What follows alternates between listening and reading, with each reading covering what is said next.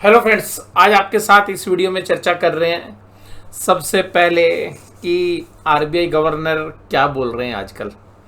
देखिएगा, कल credit policy थी और आरबीआई गवर्नर ने जो भी रेट ऑफ इंटरेस्ट थे, यानी कि जो भी रेपो रेट थे, रिवर्स रेपो रेट थे, वो सब फिक्स रखे हैं, यानी कि कोई भी चेंज नहीं किए हैं। तो वो सबसे बड़ी बात थी कि भाई बाजार को ये पता था कि भाई वो रेट नहीं काटेंगे। अच्छा, रेट काटने की ना आपको उम्मीद भी नहीं करनी थी। सर हमारे यहाँ तो इन्फ्लेशन थोड़ी सी ईज हुई है, लेकिन फिर भी क्यों नहीं कर सकते। देखिएगा, जब तक फेडरल रिजर्व नहीं काटेगा रेट ऑफ इंटरेस्ट, तब तक हम नहीं काटेंगे, और जैसे ही फेडरल रिजर्व काटेगा हम भी काट देंगे। ये सारी जो कहानी है ये करेंसी की है, क्योंकि अगर यूएस में रेट ऑफ इंटरेस्ट कटेंगे तभी हम सर्वाइव कर सकते हैं। अगर यूएस के रेट ऑफ इंटरेस्ट ऊपर रहेंगे तो जो बॉन्ड मार्केट में पैसा वो इंडिया में आएगा नहीं, क्योंकि वहीं पे पैसा मिल रहा है। अब जैसे आप लोग जानते हैं कि जो कैरी ट्रेड की पोजीशंस हैं जापान के अंदर, वो उससे हुआ क्या कि जापान के अंदर सस्ता पैसा मिल रहा था और सस्ते पैसे की वजह से वहाँ से पैसा उठता रहा, और बाद में जापान को लगा यार हमारी तो करेंसी तबाह हो गई, तो उन्होंने रेट ऑफ इंटरेस्ट बढ़ाए। तो रेट ऑफ इंटरेस्ट जैसे ही बढ़ाओगे आपका जो करेंसी है वो मजबूत हो जाएगी। तो अल्टीमेटली अगर इंडिया रेट ऑफ इंटरेस्ट बढ़ाएगा तो करेंसी मजबूत हो जाएगी, और वो मजबूत करेंसी हमें चाहिए नहीं, क्योंकि अगर करेंसी मजबूत हो गई तो जो एक्सपोर्ट्स हैं उन पर इम्पैक्ट पड़ जाएगा। अगर अब दूसरी बात है कि रेट ऑफ इंटरेस्ट घटा दें तो क्या होगा, तो घटा देते तो बॉन्ड मार्केट चैलेंज कर जाती। इसके अलावा घटा देंगे तो क्या होगा, घटा देंगे तो क्या होगा, करेंसी मजबूत हो जाएगी। मजबूत करेंसी भी नहीं चाहिए, क्योंकि अगर करेंसी मजबूत होएगी तो जो बाकी इन्वेस्टर्स हैं वो इंडिया में इंटरेस्ट नहीं दिखाएंगे। तो अल्टीमेटली जो हम एक जो भी करेंसी की सिचुएशन है उसको एक नॉर्मल पेस से जो हमारी डेप्रिशिएट होती है उसी के इर्द गिर्द जो है आरबीआई रखना चाहता है, उसी टाइम फ्रेम के अंदर उतनी ही परसेंट की डेप्रिसिएशन चाहता है जैसा कि हिस्टोरिकल चल रही है। और अब आरबीआई गवर्नर ने दूसरी बात क्या बोली, आरबीआई गवर्नर ने जो बोला वो ये था कि भाई जो बैंकों के जो डिपॉजिट्स हैं वो नहीं बढ़ रहे हैं, और बैंकों को भी सजेस्ट किया कि भाई कुछ ऐसे फॉर्मूले निकालिए, कुछ ऐसे स्कीम्स लाइए जहां से कि आप अपने डिपॉजिट को प्रोटेक्ट कर सको। तो ये जो चीज़ था ये बिल्कुल विपरीत था जो आज से 5-6 साल पहले क्या बोला जाता था सरकार की तरफ से। सरकार बोलती थी कि भाई पैसा कुछ ना कुछ आप इक्विटी में भी डालो, या जितने भी मार्केट के नुमाइंदगे थे और इंक्लूडिंग से भी वो खुद कहते थे कि भाई पैसा ना इंडेक्स में डालो, बाजार में डालो, आप निवेश करो, यहाँ से एक अच्छी कंपाउंडिंग होगी, बैंक एफडी से ज़्यादा कंपाउंडिंग होगी। अब लोग इतने समझदार हो गए पोस्ट कोविड, सबको पता यार पैसा तो इक्विटी में बनेगा तो यहीं डालते ना पैसा। अब जब कोई भी वैल्यूशन हो तो पैसा जो है पानी की तरह म्यूचुअल फंड्स के माध्यम से कहाँ पे आ रहा है, वो आ रहा है पैसा भाई साहब शेयर बाजार में।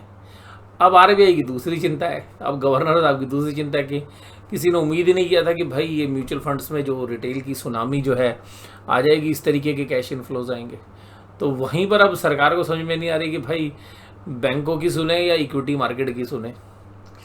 तो यहाँ पे ये जो असमंजस चल रहा है, अब जो कैरी ट्रेड की वजह से बाजार में पीछे तबाही हुई और बढ़िया वाली भयंकर गिरावट हुई, और हम एंटिसिपेट भी कर रहे थे, और फिर जो लास्ट वीडियो हमारी थी उसमें मैंने ये कहा था कि यार एक पुल बैक जो है हम एंटिसिपेट कर रहे हैं। तो वहाँ से तो काफ़ी उठ चुका है निफ्टी, तो निफ्टी तकरीबन 350 पॉइंट के आसपास उन प्राइस से उठ चुका है। जब मेरी वीडियो आई थी उस दिन 24,000 की जस्ट 10 पॉइंट नीचे बंद हुआ था, तो 370 पॉइंट के आसपास जो है एंड निफ्टी 50 चल चुका है। सिमिलरली बैंक निफ्टी में भी 400-500 पॉइंट की तेज़ी वहाँ से आ चुकी है।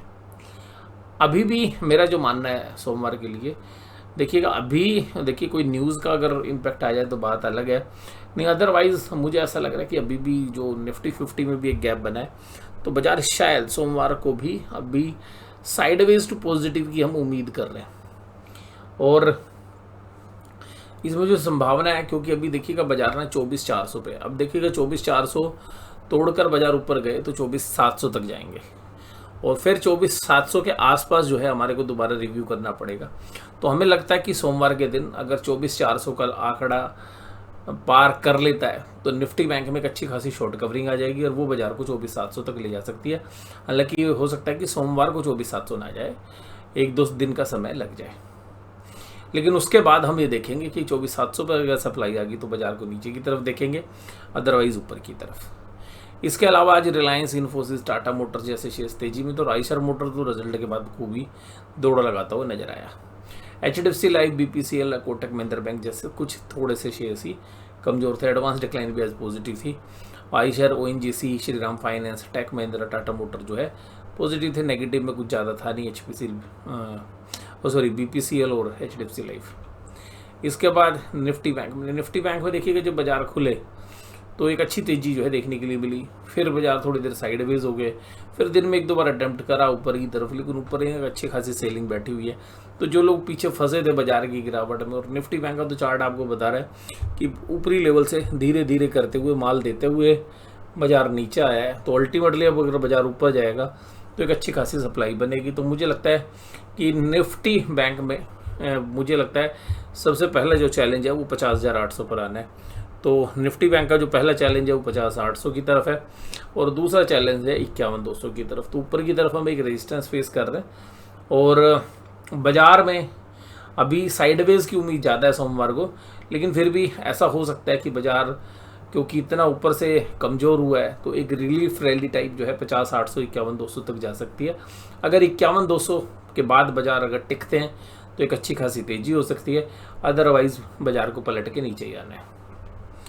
अब बात करें SBI, HDFC लाइफ और ICICI बैंक की, ये सब तेजी में थे। कोटक महिंद्रा और स्मॉल फाइनेंस बैंक कमजोर थे, और SBI, federal bank, bank of Baroda तेजी वाले शेयर्स रहे। कमजोरी थी नहीं, बैंक ठीक ठाक कर रहे थे।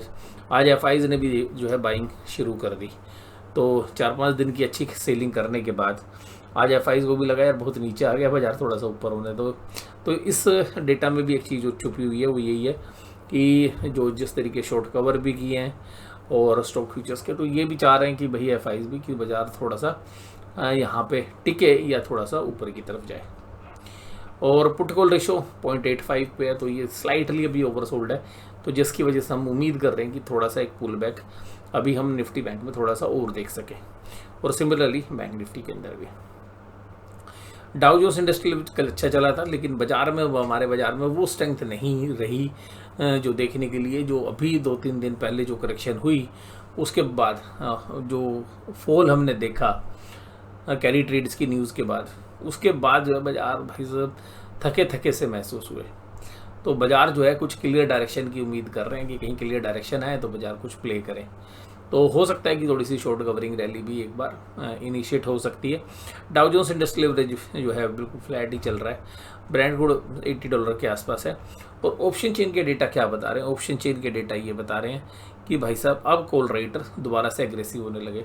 पुट अनवाइंडिंग तो हो रही है निफ्टी में, और पुट राइटर ऊपर की तरफ आ भी रहे हैं, बट वो कन्विंसिंग जो है पोजीशंस नहीं है।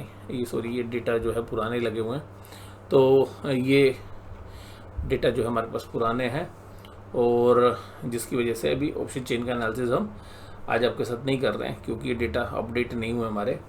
और कुल मिलाकर बट जो ऑप्शन चेन में जो देखने के लिए मिल रहा है कि पुट राइटर्स हट तो रहे हैं, लेकिन पुट राइटिंग एग्रेसिव नहीं हो रही है, और कॉल राइटिंग जो है अभी भी कॉल राइटर खड़े हुए हैं मजबूती के साथ। इसी तरीके से बैंक निफ्टी में भी पुट राइटिंग जो है उतनी एग्रेसिव नहीं है जैसे कि फॉल से पहले होती थी। तो अल्टीमेटली बाजार में अभी भी जो है लोगों के अंदर डर का माहौल इंडेक्स के अंदर है। इंडेक्स में भी तेजी बनाने से डर रहे हैं, नहीं तो जिस तरीके के आज इंटरनेशनली स्टॉक मार्केट ने पिछले 1.5-2 दिन परफॉर्मेंस की है, तो इंडिया जो है वहाँ पर थोड़ा सा अंडर परफॉर्म करता हुआ या डरता हुआ, या हम कह सकते हैं कि लैगार्ड के रूप में साबित हुआ है। बट मुझे लगता है कि सोमवार के दिन जो है साइडवेज टू पॉजिटिव हमारे बाजार रह सकते हैं, बट ये कोई कन्विंसिंग नहीं है कि वो ठहरेगी तेजी। और अल्टीमेटली हमें लग रहा है कि ये तेजी 2 दिन, 3 दिन, 4 दिन या हफ्ता भर जो है अपने आप को टिका पाई तो ही फिर हम तेजी के लिए बात करेंगे, अदरवाइज दोबारा से बाजार ऊपरी लेवल पर सेल होने की चांसेस रहेंगे। तो ये अभी सोमवार के दिन हम जो है साइडवेज टू स्लाइटली पॉजिटिव उम्मीद कर रहे हैं, लेकिन ऊपरी लेवल पर सेलिंग भी इनिशिएट हो सकती है, बट कोई अभी सीधा सीधा डायरेक्टली हम मंदी की बात नहीं कर रहे हैं फॉर द टाइम बिंग। और अल्टीमेटली अभी भी हम लॉन्गर टाइम फ्रेम के अंदर ये मान के चल रहे हैं कि बाजार हर राइज के ऊपर जो है एक सेलिंग अपॉर्चुनिटी देगा, बजाय कि बाइंग अपॉर्चुनिटीज़, और जो शायद हाई लग गए हैं अब वो बाज़ार को तोड़ने में थोड़ा समय लग सकता है, क्योंकि जिस तरीके का डैमेज ऊपर से हुआ है वो बहुत सारे जो ट्रेडर्स और इन्वेस्टर्स हैं उनके जो हाई बीटा सेगमेंट में जो ट्रेड्स या इन्वेस्टमेंट थे वहाँ पर बहुत बढ़िया डेंट पड़ता हुआ भी नजर आया। तो इस वीडियो में बस केवल इतना। वीडियो देखने के लिए धन्यवाद। Thank you very much.